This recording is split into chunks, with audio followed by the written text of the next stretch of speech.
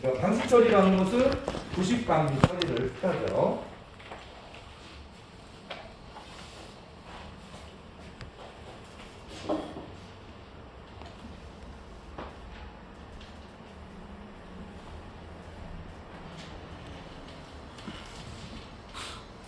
그래서 내부를 건조시키고 부식 방지 처리를 한다는 거죠. 자, 그러면은 이렇게 뭐 기계적인 방법으로 스케일이나 슬러지 이런 것들은 이제 제거를 하고, 자, 내부가 이제 깨끗하게 이제 청소가 되면은, 자, 논해라고 하면 연소실이죠. 자, 가열 장치로 서서히 온도를 올리거나 또는 열풍. 자, 열풍기라는 게 있죠. 그래서 보면은 여러분들 뭐 건물 안에 보면은, 자, 열풍기 같은 걸 하면은 뭐 시멘트로 여러분들 보면은 건물을 했을 때, 자, 말리고자 할 때 열풍기를 이용해서 보면은 건조시킬 수가 있습니다. 자, 그럼 열풍기를 불어 넣어서 보일러 내부를 건조시키는 거죠. 네. 자, 이 건조시키고 해서 보일러 내부에 있는 수분이나 습기 같은 거를 다 증발시켜서 날려주는 겁니다. 자, 그러면 이제 건조가 끝났어요. 자, 끝난 후에는 내부의 공기에는, 자, 습기. 여러분 공기 중은 습진기, 공기는 습공기죠. 공기 중에 일정 부분은, 자, 수분이 들어 있습니다. 그래서 이렇게 공기 중에 습기가 함유되어 있기 때문에, 자, 여기에 건조제 또는 기화성 부식 억제제 이런 것들을, 자, 용기나 그릇에 이제 담아서, 자, 보일러 내부에 이제 각 부분들에다가, 자, 분산 배치하는 거죠. 그리고 나서 보일러를 밀폐시키는 겁니다. 자, 밀폐시켜야지. 아니, 밀폐시키지 않으면은 밖에 있는 공기가 계속 보일러로 들어와서 수분이 계속 들어오는 거죠. 그래서 이렇게 건조하게 유지시켜 준 다음에, 그 다음에 여러분들 건조제나 이런 부식 억제제 이런 것들을, 자, 그릇이나 용기에 담아서 여러 군데 이렇게 분산해서 놓고, 그 다음에 보일러 자체를 밀봉을 해서 공기나 이런 것들이 들어오지 못하도록 하는 겁니다. 그래야지 계속 보일러 내부가 건조한 상태로 유지가 돼서 보면 부식이나 이런 것들을 발생을 방지할 수가 있는 거죠.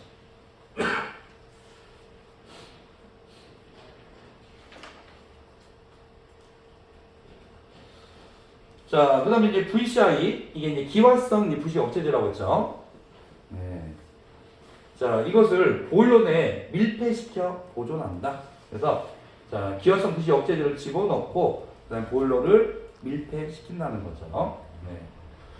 자, 조금씩 기화 확산하면서, 그러면은 기화성 부식 억제제는, 자, 이게 넣어두면은 이게 이제 기체화가 되는 겁니다. 시간이 지날수록 증발해서.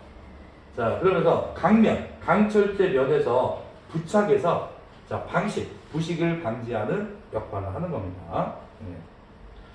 자, 근데 이제 기화성 부식 억제제는 물에 조금씩 녹아서, 자, 물에도 조금씩 녹아서 부식 억제 효과를 발휘하므로 완전히 건조되지 않은 보일러의 보존에도 상당히 효과적이라는 거죠. 그래서 건조하면 건조한 상태로 이게 증발해서 보면은, 자, 강철제 면에 부착해서 부식을 억제하는 역할도 있고, 만약에 이제 수분이 좀 남아 있더라도 보면은, 자, 이 물에 녹아서 보면은 부식 억제하는 효과가 유지된다는 거죠.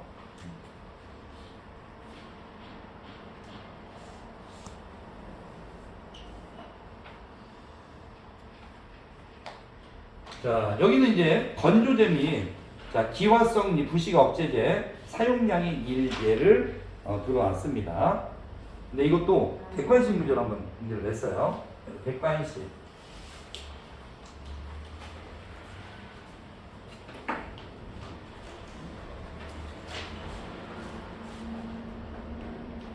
객관식. 건조제의 종류에 해당하지 않는 겁니다.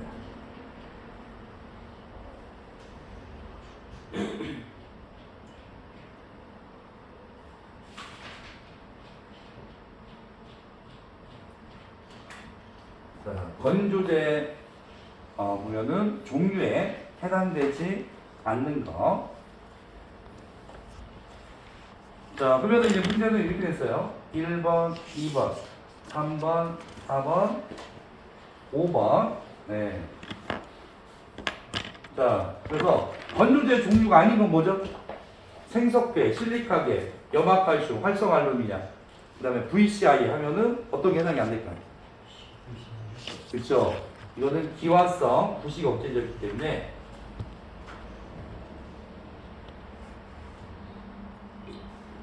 자, 건조제 수분을 흡수하는 물질이 아닌 거죠. 이건 부식을 방지하는 역할로 쓰는 겁니다. 그래서 이거를 좀 구분해 주시기 바랍니다. 네.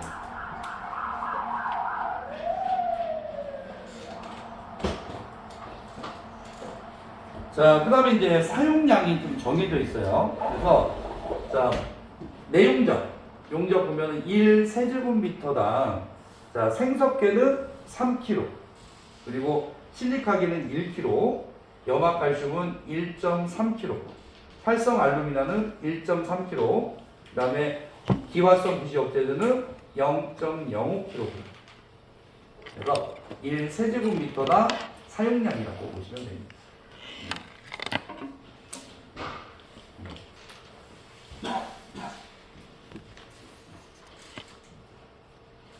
자, 그러면은 이것도 약간 좀 별별용 문제로 난다면 이거 문제로 한번 낼 수가 있죠.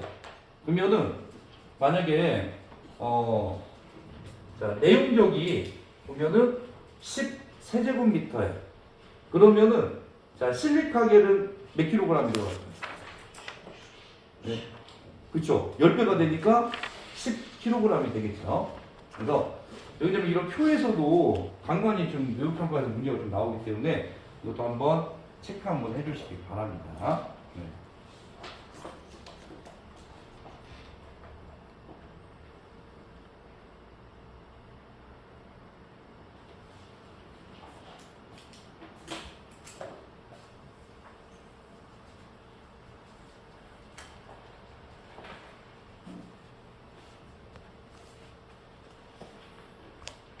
그래서 이제 이거는 역할이 조금 다르다고 보시면 돼요. 건조제는 보일러 내부를 건조한 상태로 유지해서 수분을 흡수해서 건조한 상태로 유지해서 자, 부식을 방지하는 역할을 하는 거고, 기화성 부식 억제제 같은 경우에는 증발해서 자, 내부에 있는 보일러 강철 면에 이제 부착이 돼서 부식을 방지하는 역할을 하는 거죠. 자, 그래서 두 가지를 좀 구분을 바랍니다. 그리고 약간 변별력 문제 나오면 사용량도 한번 물어볼 수 있습니다. 자, 이번에는 세 번째, 질소가스의 봉입입니다.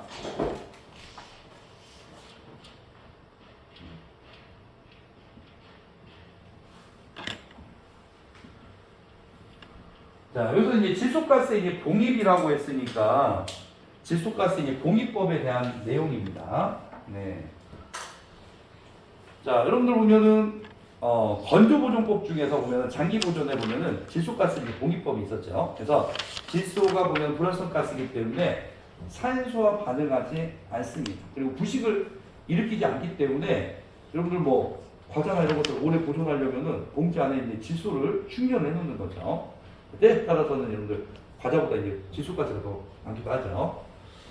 자, 그래서 이 보일러 내부에 건조시킨 다음에 질소가스를 집어넣어서 자, 약간 대기압보다 높은 상태로 유지를 해주는 겁니다. 그러면은 자, 압력은 보면은 높은 압력에서 저압으로, 고압에서 저압으로 가기 때문에 자, 보일러 내부에 보면 질소가스가 충전돼서 압력이 높으면은 외부에 있는 공기가 침입을 못하도록 하는 거죠.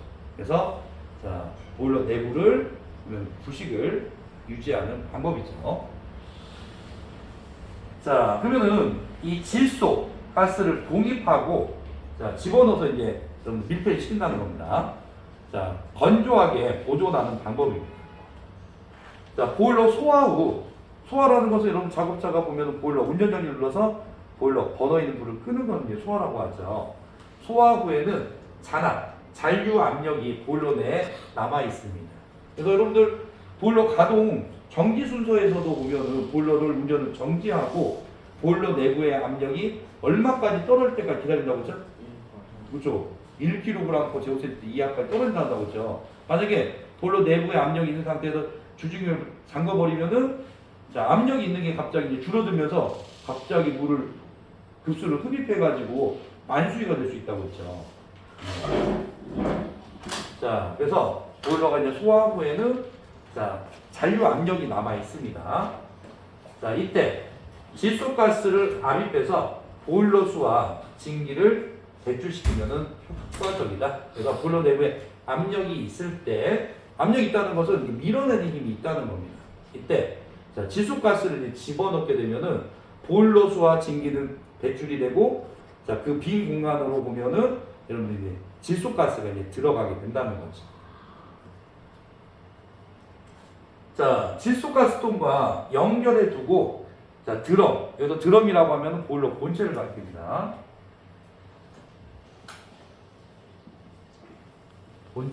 본체를 드럼이나 봉이라고 부른다고 했죠.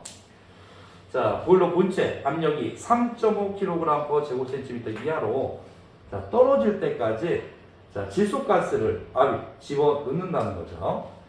자, 그러면 보일러수가 조금씩 배출되게 되면서 각 부의 배수 밸브를 배출될 수 있도록 배수 밸브를 열어주고요.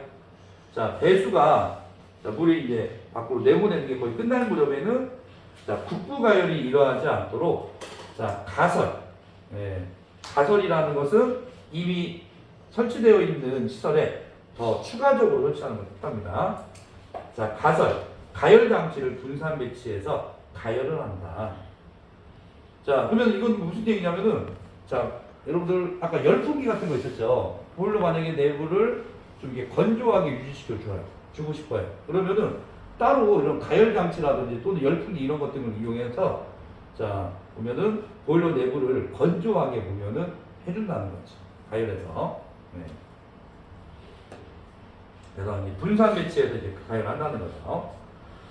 자, 드레인 밸브로부터 공기 그리고 물 자, 이런 것들이 전혀 나오지 않으면은 자, 드레인 밸브를 이제 조금씩 잠깁니다. 왜냐면은 자, 만약에 이제 드레인 밸브로 해서 자, 보일러 내부에 있는 공기나 또는 자, 보일러수가 이제 나왔어요. 근데 이제 이게 다 나오고 나서 잠궈주지 않으면은 질소가스를 충전하고 있는 이게 질소가스가 밖으로 계속 나가게 되겠죠. 자, 그렇기 때문에 드레인 밸브를 조금씩 잠그면서 질소가스가 자, 보면은 유량도 감소시켜서 자, 그러면 이제 자, 드레인 밸브가 잠겼기 때문에 계속 질소가스가 보일러 본체 내부로 보면 계속 채워지게 되겠죠. 자, 그러면은 질소가스도 그 유량을 조금씩 이제 감소를 시킨다는 겁니다. 채워지고 있기 때문에요. 네. 자, 1시간 정도 질소가스를 시환이라는 게 이제 자리를 바꾼다는 거죠. 자, 계속 실시하는 경우. 그래서 이제 보일러 내에 있는 뭐 공기나 또 보일러 내에 있는 보일러 수와 보면은 질소가스하고 이제 자리를 바꿔주는 겁니다. 자, 그러면 이걸 계속 실시한 후에 드레인 밸브를 자, 잠그고 보일러 내부에 자, 압력을 0.6kg/제곱센티미터의 가스 압력이 유지되도록 보존을 합니다. 네. 자, 그래서 이 압력을 보면은 아까 MPA로 하면 얼마일까요? MPA로 하면 0.06 MPA가 되는 거죠. 0.06 메가파스칼은 0.6kg/제곱센티미터와 같습니다. 그래서 이 압력으로 질소가스 내부의 압력을 유지시킨다는 거죠. 그래서 대기압보다 약간 높게 유지시켜 준다는 겁니다.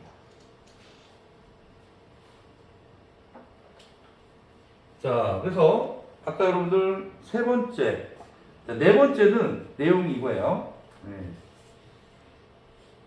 자, 네 번째 지문은 이겁니다. 자, 보일러 내부의 압력을 자, 6kg 제곱센티미터. 6kg을 여러분들 아주 높게 유지하는 거죠. 대기압 약간만 높여주면 되는데, 자, 이렇게까지 압력을 높일 필요는 없죠. 그래서 질소가스 압력이 6kg다 보면 틀렸다고 보셔도 돼요. 0.6 kg/제곱센티미터. MPA로 하면은 0.06 메가파스칼 정도의 압력으로 유지시켜주는 겁니다. 자, 그래서 이 질소가스 보기법에서 질소가스의 이제 봉입 압력 이것도 한번 기억을 한번 해주시기 바랍니다. 그래서 kg/제곱센티미터로는 0.6 kg/제곱센티미터. 만약에 메가파스칼로 하면은 0.06 메가파스칼 파스칼입니다. 그래서 질소가스 보기법에 대해서 내용이 설명이 되어지고 있습니다.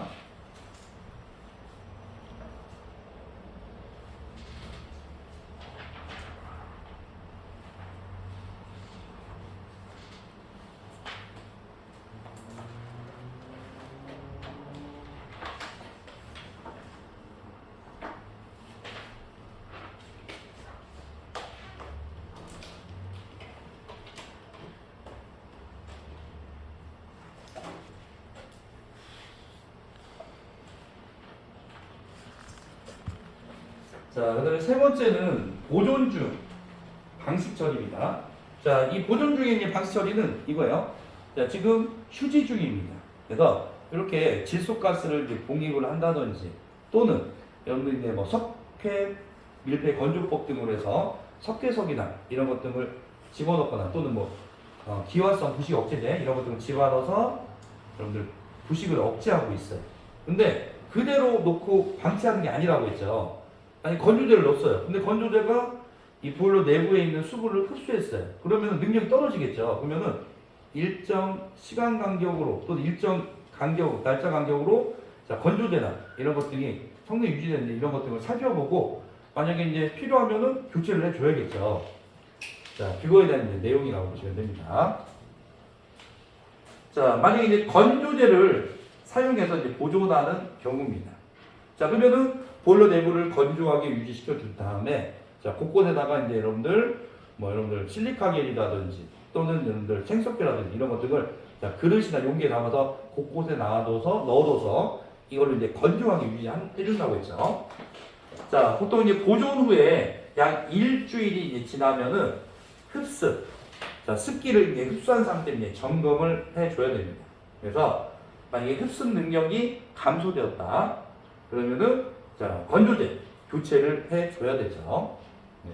그래서 보통은 한 1에서 3개월마다 점검을 해서 능력이 떨어지면 계속 건조제를 교체해서 보충해줘야 되는 거죠. 자, 보존을 이제 시작할 때입니다.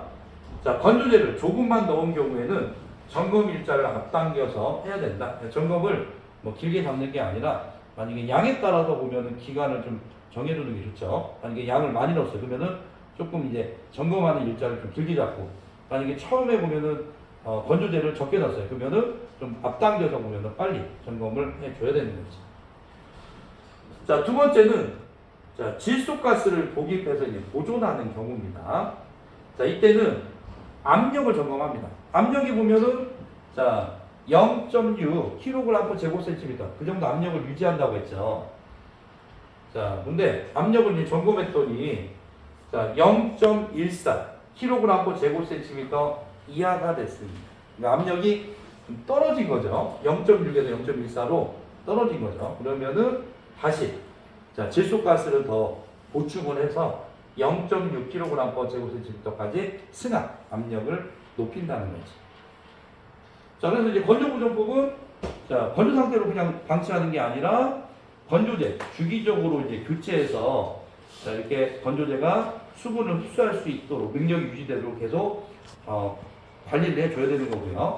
또 질소가스 봉입법은 질소가스 압력이 이제 낮아지면은 다시 자 충전해서 보면 보충해서 그 압력이 0.6 kg/제곱센티미터 또는 0.06 MPa 메가파스칼을 유지하도록 계속 관리가 필요하다는 겁니다.